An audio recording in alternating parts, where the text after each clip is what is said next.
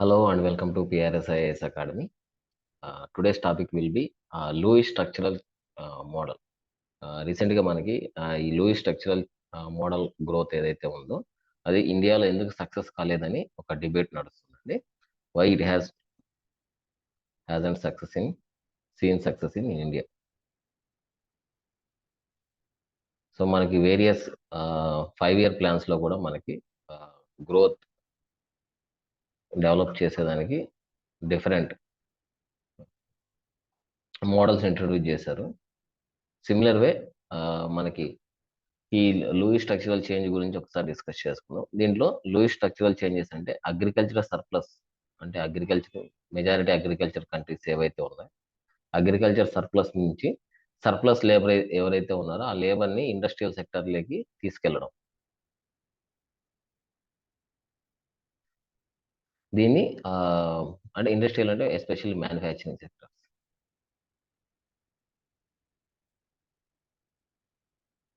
అయితే ఇది ఇండియాలో సక్సెస్ఫుల్ కాలేదని చెప్పొచ్చండి. దానికి రీజన్స్ చూద్దాం, ఏంటి రీజన్స్ అనేది. మనకి ఫస్ట్ థింగ్ ఈ లూయిస్ మోడల్ వచ్చి విలియం ఆర్థర్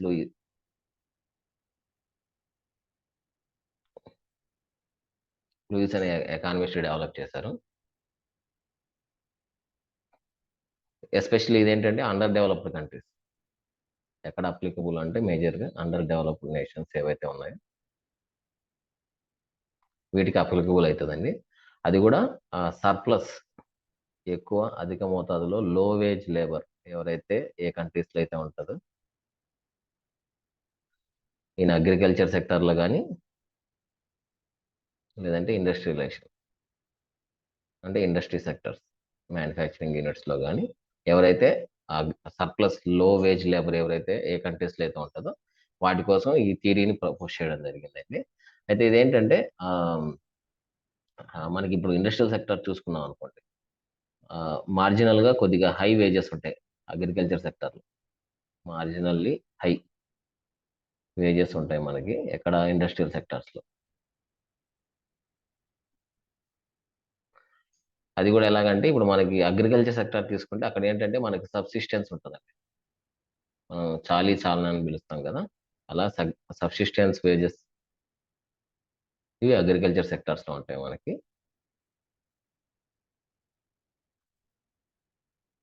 అయితే మనకి ఏంటంటే as long as the wages in industrial sector are marginally higher than the subsistence wages in agriculture sector, surplus లేబర్ని ఇక్కడి నుంచి మనం అక్కడికి ట్రాన్సిషన్ తీసుకోవచ్చు అని చెప్తారు ఈ థియరీ ప్రకారం. Transition of labour from one sector to another sector. అయితే మనకి ఇక్కడ మేజర్గా చూసుకుంటే ఇండియా చైనా రెండు కంట్రీస్ని మనం కంపేర్ చేసుకోవచ్చు. ఎందుకంటే ఏషియాలో మనకి India China rivalry manufacturing hub కింద. అయితే మనకి ఇండియాకి చైనాకి చూసుకుంటే మనకి చైనాలో ఎందుకు సక్సెస్ అయింది, ఇండియాలో ఎందుకు సక్సెస్ కాలేదనే దాన్ని ఒకసారి అబ్జర్వ్ చేద్దాం. మనకి చైనాలో సక్సెస్ అవ్వడానికి ఇండస్ట్రియలైజేషన్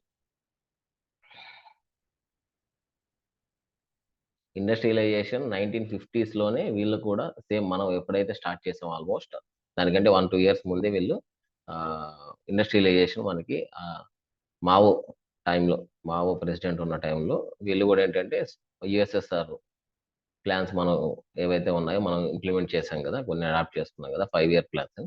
ఆ మాదిరిగా మ్యాసివ్ ఇండస్ట్రియలైజేషన్కి స్టార్ట్ చేశారు వీళ్ళు. అయితే తర్వాత ఏంటంటే వీళ్ళు వీటితో పాటు టెక్నాలజికల్ అడ్వాన్స్మెంట్ కూడా మనకంటే ఫాస్ట్గానే టెక్నాలజికల్ అడ్వాన్స్మెంట్ వాళ్ళు అచీవ్ చేశారు. అలాగే లేబర్ ట్రాన్సిషన్ ఏంటంటే కంప్లీట్గా విలేజ్, ఇప్పుడు చైనీస్ విలేజెస్ నుంచి డైరెక్ట్గా వాళ్ళు ఇండస్ట్రియల్ సెక్టర్స్లోకి తీసుకెళ్ళడం సక్సెస్ఫుల్ అయ్యారని చెప్పొచ్చండి.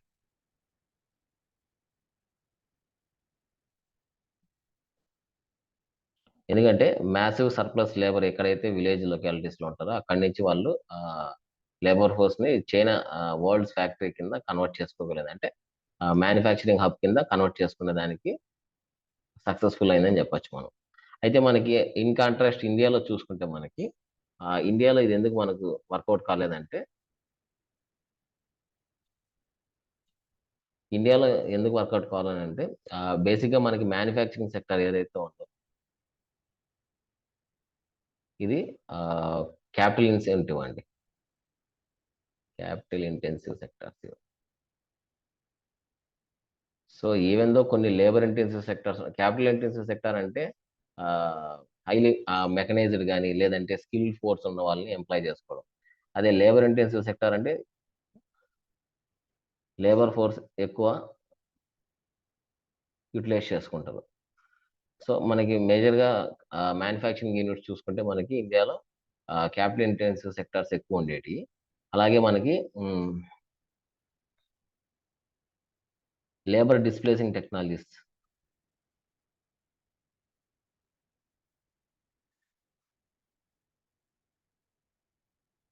Technologies and artificial intelligence. ఇప్పుడు రీసెంట్‌గా వచ్చిన fourth industrial revolution, artificial intelligence ఏవైతే ఉన్నాయో ఇవి మనకి ఇండస్ట్రియల్ సెక్టార్ నుంచి, అంటే ఇండస్ట్రీలో పనిచేసే సెమీ స్కిల్డ్ లేబర్స్ నుంచి డైరెక్ట్‌గా టెర్షియరీ సెక్టార్ లేక, అంటే సర్వీస్ సెక్టార్ లేక అబ్జార్బ్ చేసుకునే దానికి ఇండియా సక్సెస్ అయింది. బట్ మనకు అగ్రికల్చర్ నుంచి ఇండస్ట్రీలోకి ఈ సక్సెస్ అనేది మనకి రాలేదని చెప్పొచ్చు. అయితే ఆహ్, దీనికోసం ఏంటంటే మనకి అడిషనల్లీ మనకి ఇండియా ఏంటంటే అగ్రికల్చర్ చూసుకుంటే మనకి డిస్‌గైజ్డ్ అన్‌ఎంప్లాయ్‌మెంట్ ఎక్కువండి. మేము మనకి అన్‌ఎంప్లాయ్‌మెంట్ చూసుకుంటే డిస్‌గైజ్డ్ అన్‌ఎంప్లాయ్‌మెంట్. మీకు దీనికి ఒక ఎగ్జాంపుల్ చెప్పాలంటే డిస్‌గైజ్డ్ అన్‌ఎంప్లాయ్‌మెంట్ అగ్రికల్చర్ సెక్టార్‌లో ఫర్ సపోజ్ ఒక ఫార్మ్ ఉంది. ఆ ఫార్మ్‌లో మనకి ఒక 5 మెంబర్స్ వర్క్ అవసరం ఉంది మనకి. యాక్చువల్‌గా చెప్పాలంటే ఒక ఫార్మ్ ఉంది. దాంట్లో 5 మెంబర్స్ మనకి మాత్రమే మనకి వర్క్ నీడెడ్ యాక్చువల్‌గా. బట్ ఇక్కడ 5 మెంబర్స్ బదులు 8 మెంబర్స్ అట్లా వర్క్ చేశారండి. సో, ఈ రిమైనింగ్ 3 మెంబర్స్ ఏదైతే ఉన్నారో వాళ్ళ ప్రొడక్టివిటీ 0.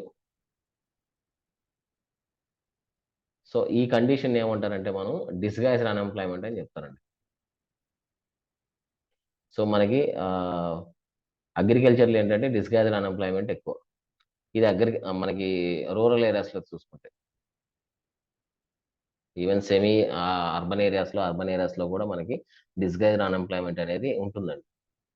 సో, ఇది మనకి Lewis model of economic growth. ఎందుకు ఇండియాలో సక్సెస్ కాలేకపోయింది and why it has a success in Chinese అని చూసుకోవచ్చు. అయితే మనకి ఇండియాలో చూసుకుంటే ఇండస్ట్రీస్ మనకి pre liberalisation, post liberalisation and మొత్తం 3 టైప్స్ మనం డివైడ్ చేసుకోవచ్చండి ఇండస్ట్రియలైజేషన్‌ని ఇండియాలో. అది కూడా ఎలా అంటే ప్రీ లిబరలైజేషన్. అదే ప్రీ లిబరలైజేషన్,